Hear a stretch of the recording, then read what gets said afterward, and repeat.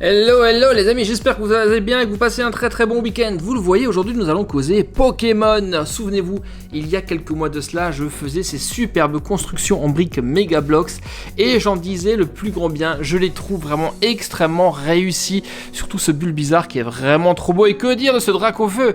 Et il me restait encore un set à vous présenter que j'ai maintenant depuis de nombreux mois. J'ai attendu le meilleur moment, la rentrée, pour vous présenter. Aujourd'hui nous allons faire quoi? Eh bien, il est sur cette carte, les amis. Nous allons faire Pika Pika Pikachu, le Pokémon le plus emblématique, forcément, et eh bien toujours en set de briques Megablox.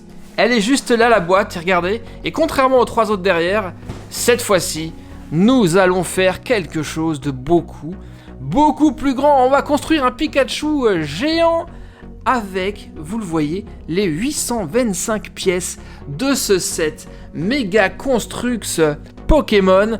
Il va être géant, il va mesurer quand même, regardez, vous le voyez, c'est marqué ici, 33 cm de haut ce Pika Pika. Et on va pouvoir lui faire prendre plusieurs pauses car il va être partiellement articulé. Donc une belle construction, 825 pièces, c'est pas rien quand même. Petit coup d'œil à l'arrière de la boîte qui nous montre encore les quelques petites pauses qu'on va pouvoir prendre. Les autres de la collection, on a même un... C'est qui? C'est Mewtwo ça, je crois. Ah, oh là là, ouais, bah lui je l'ai, forcément. Le petit Salamèche. Bref, ce sont des kits qui sont vraiment très très bien, hein. Les kits Mega Construx Pikachu, c'est toujours extrêmement réussi. Vous le voyez, hein, sur les précédentes vidéos que je vous ai faites. D'ailleurs, si vous ne les avez pas encore vues, regardez à la fin de cette vidéo, je vous mettrai les liens pour pouvoir les regarder. Alors maintenant, on va ouvrir cette boîte de 825 pièces et on va voir combien de sachets nous avons pour construire ce Pikachu. Let's go, on y va, c'est parti. Voyons ce qui va nous attendre dans cette boîte. Oh là là, eh bien oui, un max de sachets. Ah ouais, là il y en a vraiment énormément, hein. Visez-moi ça. Avec une majorité forcément de jaune. Allez, on les sort tous et on va les compter. Et voilà tout ce que vous aviez dans cette boîte. Vraiment beaucoup, mais beaucoup de sachets. Il y en a 14, les amis. 14 sacs. Et bien entendu, une majorité de jaune. Pikachu est jaune. La notice, elle est étonnamment fine pour un set de cette taille. Vous le voyez, c'est divisé en deux sous-notices. Mais alors, regardez, ce n'est pas du tout épais. Mais franchement, pas du tout. Alors, comment ça... Tiens, ça c'est original. Je pensais que ça allait être une notice format magazine comme on a ça souvent chez Lego, mais non, il faudra lire ça comme ceci. Ok, ouais, et donc beaucoup d'illustrations et d'étapes sur chacune des pages, ce qui explique pourquoi la notice est fine. Bon, j'espère que la construction va être assez simple. C'est ce que j'avais toujours un peu moins aimé dans les sets Megablox Pokémon. Le rendu final est toujours magnifique, la construction... Par contre, elle était un tout petit peu moins drôle. Donc on va voir, je vous dirai ça à la fin, comment ça se passe.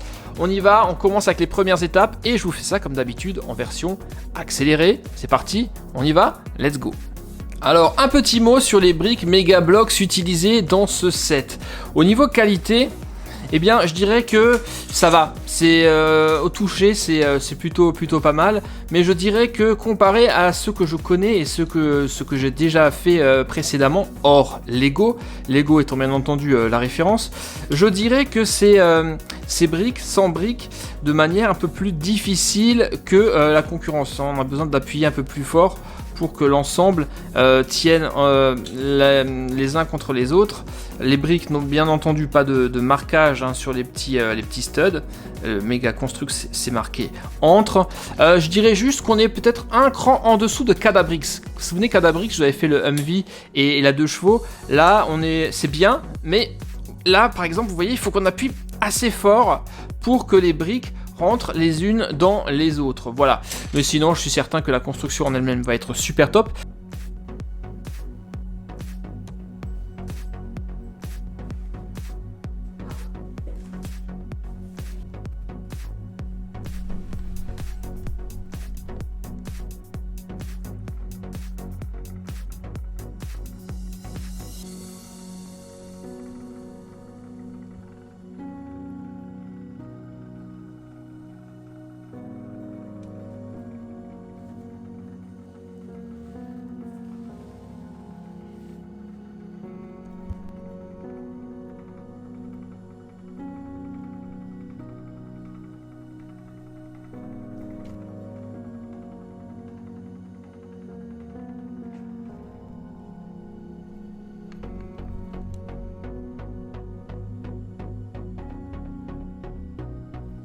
Alors voilà les amis, j'ai coupé court à la construction, de toute façon la fin n'était pas forcément intéressante, et le Pikachu est enfin assemblé. Pour vous donner un avis le plus éclairé possible, je vais juger ce Pikachu Megablox sur 2 critères. D'un côté, je vais vous donner mon avis, mon expérience sur le processus d'assemblage de ce Pikachu, et ensuite nous jugerons le résultat fini, l'assemblage, s'il est fidèle, s'il est sympa et surtout s'il vaut le coup. Donc on va commencer justement par la construction, le processus d'assemblage, et je peux vous dire que je suis content d'avoir fini car c'était pas ouf du tout. Et en fait ça confirme bien ce que je vous avais déjà dit dans les tests des autres Megablox Pokémon. La construction est vraiment pas folle du tout, voire même mauvaise en ce qui me concerne, et ce à cause de 2 choses, de 2 critères. La première, la qualité des briques. Il faut pas se mentir, lorsque vous avez les briques Megablox entre les mains, vous sentez tout de suite que c'est pas du Lego, la qualité est quand même inférieure. On sent tout de suite que les pièces sont plus mauvaises. Et surtout, l'embriquement, l'assemblage des pièces est extrêmement compliqué.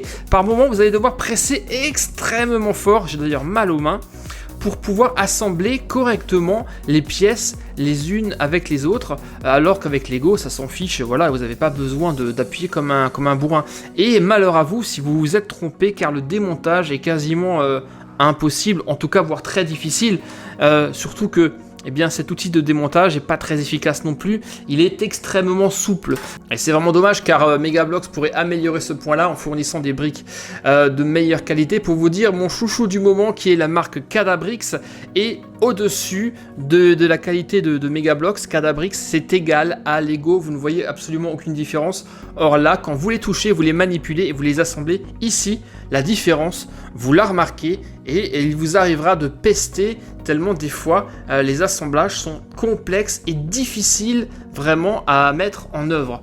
Et le deuxième point que je regrette sur le processus d'assemblage de ce set en particulier et des Megablox Pokémon en général, ce sont les notices de montage qui sont juste un enfer. Elles sont extrêmement mal faites, vraiment pas détaillées. Lorsqu'il s'agit de retourner une pièce, généralement chez Lego ou chez Cada, vous avez un petit sigle qui vous dit qu'il faut que tu la retournes pour construire de l'autre côté. Et bien là non, ils ne le font pas. Donc si vous ne faites pas attention, vous vous rendrez même pas compte qu'il fallait retourner la pièce. Et ensuite, leur manière de vous montrer comment assembler les pièces avec les petits tenons de couleurs, ça aussi, c'est vraiment pas terrible. Alors regardez un exemple concret, là ici vous avez à cette étape là 3 couleurs différentes, du rouge, de l'orange, du vert, et on ne sait pas vraiment où les choses doivent aller, quelle pièce doit aller dans laquelle. C'est franchement extrêmement compliqué et fatigant, et c'est aussi la raison pour laquelle j'ai mis plus de 2 heures, quasiment 3, à assembler ce Pikachu de 828 pièces. Donc au niveau construction, c'est pas ouf, je suis content de l'avoir fini car c'est franchement mauvais, car c'est difficile pour l'embriquement des pièces et difficile aussi pour l'interprétation du plan. Ça c'est maintenant la partie construction. Maintenant le résultat fini, et bien là par contre, et bien comme toujours, c'est beaucoup, mais alors beaucoup mieux. Visez-moi le résultat. Vous ne trouvez pas que ce Pikachu est vraiment trop mignon, franchement, et vous le voyez aussi, il est gigantesque, il est assez lourd. Et ma foi, relativement solide, ce qui est normal, vu ce que j'ai dit tout à l'heure, la difficulté d'embriquer les pièces. Une fois qu'elles sont assemblées, elles tiennent parfaitement en place. Donc déjà au niveau taille, c'est vraiment super cool. Il aura franchement fière allure en déco sur une étagère.